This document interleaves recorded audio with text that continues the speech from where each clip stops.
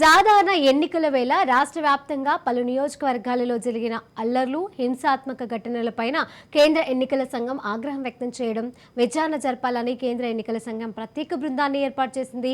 అందులో భాగంగానే Ongole ACB DSP Srinivasarao నేతృత్వంలో సిట్ బృందం తాడిపత్రి పట్టణానికి చేరుకుంది.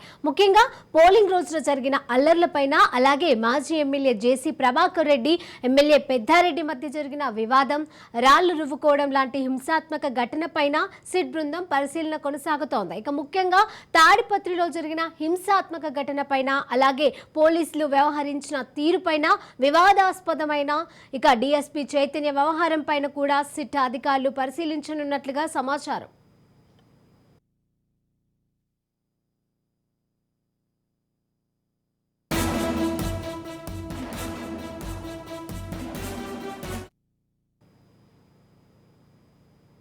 ముందుగా తాడిపత్రి చేరుకున్న సిట్ బృందం పట్టణ పోలీస్ స్టేషన్లో డీఐజీ షిమోషితో సమావేశమయ్యారు. ఇక దశాబ్దాల కాలంగా ఇక్కడ జేసీ, కేతిరెడ్డి కుటుంబాల మధ్య ఫ్యాక్షన్ ఉన్న నేపథ్యంలోనే పోలీసులు తగిన బందోబస్తు చర్యలు చేపట్టలేదా?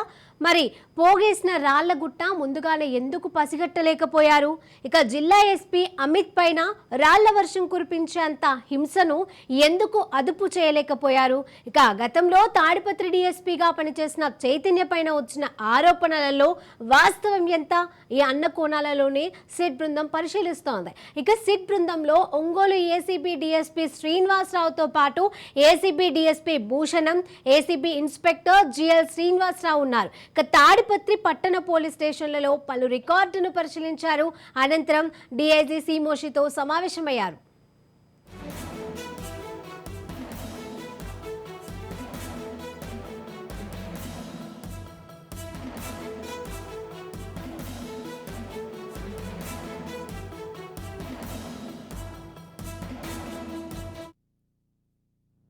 పల్నాడు జిల్లాలో జరిగినటువంటి ఎన్నికల తర్వాత జరిగినటువంటి సంఘటనలపైన కూడా సిట్ దర్యాప్తు వేగవంతం చేసిందని చెప్పుకోవచ్చు. ఈరోజు మాచర్ల నియోజకవర్గం సంబంధించి వెల్దుర్తి గ్రామాల్లో జరిగినటువంటి ఘర్షణల పైన కూడా ఈరోజు సిట్ దర్యాప్తు వేగవంతం చేసిందని చెప్పుకోవచ్చు.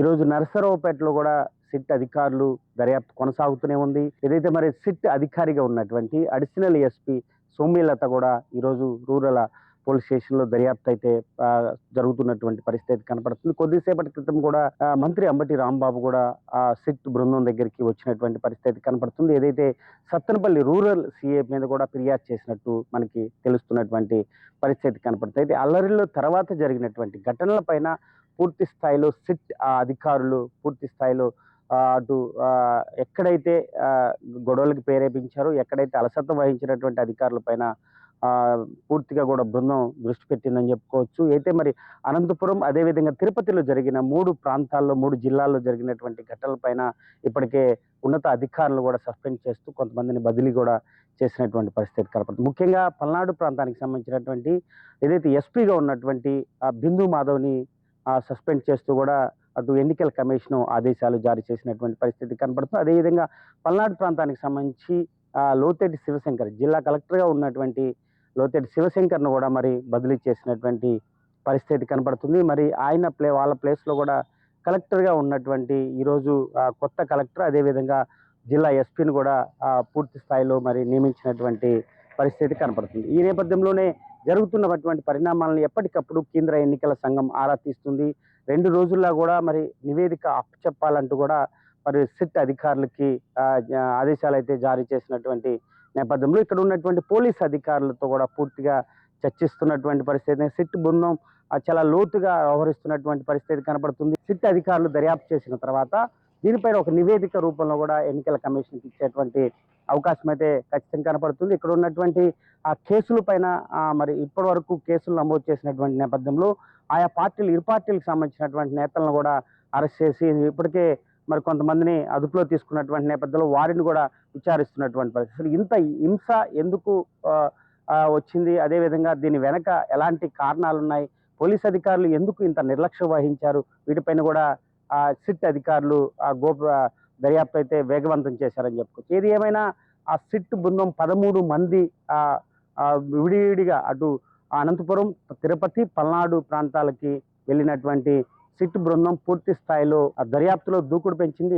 అదేవిధంగా జరిగినటువంటి సంఘటనలు ఎన్నికల తర్వాత ఆ పోలింగ్ తర్వాత జరిగినటువంటి ఘటనల పైన పూర్తి స్థాయిలో ఆరా తీస్తూ మరి ఒక నివేదిక రూపంలో ఎన్నికల కమిషన్కి ఇచ్చిన తర్వాత వారిపైన చర్యలు తీసుకునేటువంటి అవకాశం ఉంది. ఇప్పటికే కొంతమంది అధికారుల పైన 12 మంది కింద స్థాయి సిబ్బంది, అదేవిధంగా ఒక 2 కలెక్టర్లు, అదేవిధంగా 2 ఎస్పీల పైన వేటు వేసినటువంటి నేపథ్యంలో వారికి శాఖాపరమైన చర్యలు తీసుకోవాలంటూ కూడా ఇప్పటికే ఎన్నికల కమిషన్ ఆదేశాలు అయితే జారీ చేసినటువంటి పరిస్థితి కనబడుతుంది. అసలు ఎన్నడూ లేని విధంగా మరి 7 దశలుగా ఎన్నికలు జరుగుతున్నటువంటి నేపథ్యంలో ఏ రాష్ట్రంలో జరిగినటువంటి హింసాకాండ మరి పల్నాడు ప్రాంతంలో జరిగినటువంటి పరిస్థితిని ముందస్తుగా గుర్తించినటువంటి పోలీస్ యంత్రాంగం పూర్తిగా విఫలమైనటువంటి పరిస్థితి కనపడుతుంది.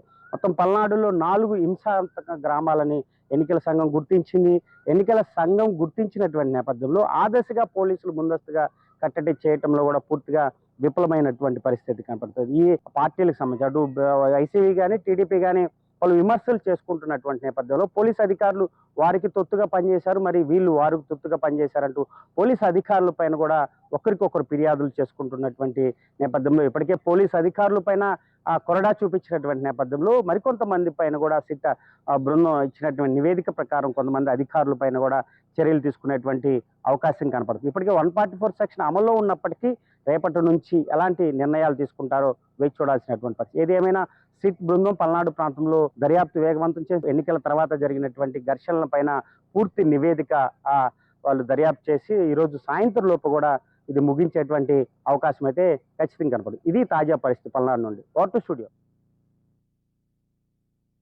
అనంతపురం జిల్లాలో ఎన్నికల రోజు ఎన్నికలు జరిగిన తర్వాత కూడా అనేక అల్లర్లు జరిగాయి, దాడులు జరిగాయి, హింసాత్మకమైన సంఘటనలు చోటు చేసుకున్నాయి. దీని అంతటిపైన కూడా పోలీసుల నిర్లక్ష్య వైఖరి ఉందంటూ ఈసీ వచ్చేసి ఆగ్రహం వ్యక్తం చేసింది. అందులో భాగంగానే సిట్ బృందాన్ని కూడా ఒక ఏర్పాటు చేసి వాళ్ళకి ఆదేశం ఇవ్వడం జరిగింది. పూర్తి స్థాయిలో అక్కడ విచారణ చేసి ఒక స్పష్టమైన ఒక నివేదిక అన్నది ఇవ్వాలనేసి ఈసీ చెప్పడంతో నిన్న రాత్రికి అనంతపురం జిల్లా తాడిపత్రికి ఆ బృందం చేరుకుంది.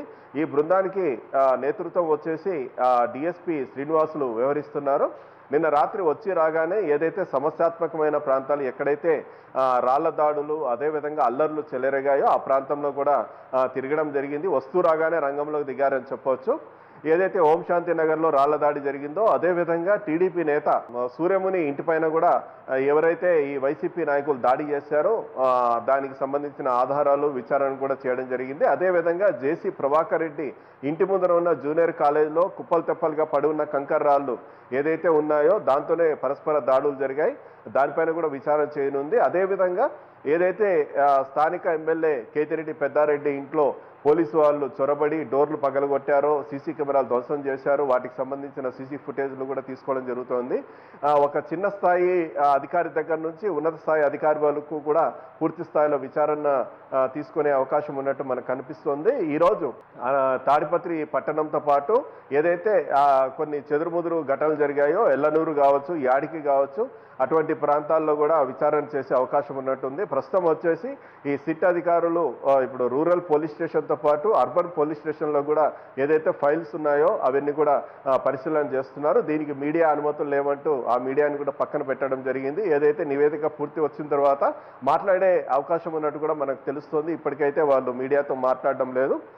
ఏదైతే అదేవిధంగా ఎన్నికల రోజు 13వ తేదీ తాడిపత్రి పట్టణంలో భీకరమైన యుద్ధ వాతావరణాన్ని తలపింపజేసింది. ఆ క్రమంలో జిల్లా ఎస్పీ అమిత్ బర్ధన్ ఘటనా స్థలానికి కూడా పోవడం జరిగింది. అయితే అతని మీద కూడా ఇరు పార్టీల వర్గాల వాళ్ళు కూడా రాళ్ల దాడి చేసే ప్రయత్నం చేశారు. ఆయన త్రుటిలో తప్పించుకొని అక్కడి నుంచి రావడం జరిగింది. ఆ క్రమంలోనే అక్కడ ఉన్న సిఐ మురళీకృష్ణ కూడా దాడులు జరిగాయి. అయితే మరుసటి రోజు 14వ తేదీ ఈ అల్లర్లు ఇలా జరుగుతాయి అనేసి పోలీసు వారు ఎందుకు ఊహించలేకపోయారు, లేదా ఉన్నత స్థాయి అధికారులకు ఎందుకు ఇంటిమేషన్ చేయలేకపోయారు? ఇదంతా వైఫల్యము, పైగా పోలీసు వారు నిర్లక్ష్యంగా వ్యవహరించారు అంటూ కూడా ఒక మనకు అయితే తెలుస్తోంది. దీనిపైన కూడా విచారణ చేస్తున్నారు.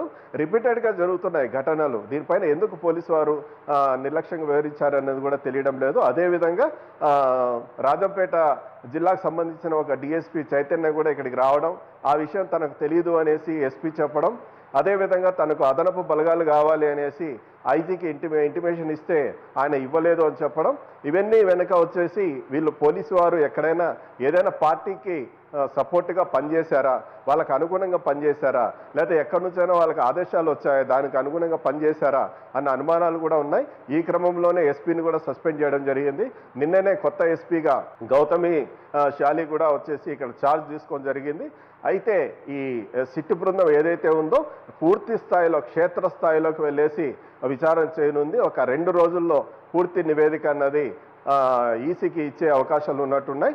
అదేవిధంగా తీసుకుంటే ఇప్పటికే దాదాపుగా తాడిపత్రిలో 91 మంది మీద కేసులు నమోదు చేశారు. వాళ్ళందరూ కూడా రిమాండ్ పంపించారు. అనేక మంది ఏదైతే దాడుల్లో ఇన్వాల్వ్మెంట్ ఉందో వాళ్ళు కూడా ఊరు వదిలిపోవడం జరిగింది. ఈ విచారణ అనంతరం వారి మీద కూడా కేసులు పెట్టే అవకాశం ఉంది. ఇంకా అదనపు సెక్షన్లు కూడా చేర్చే అవకాశం ఉందన్నట్టు కూడా మనకు పూర్తి సమాచారం అందుతోంది.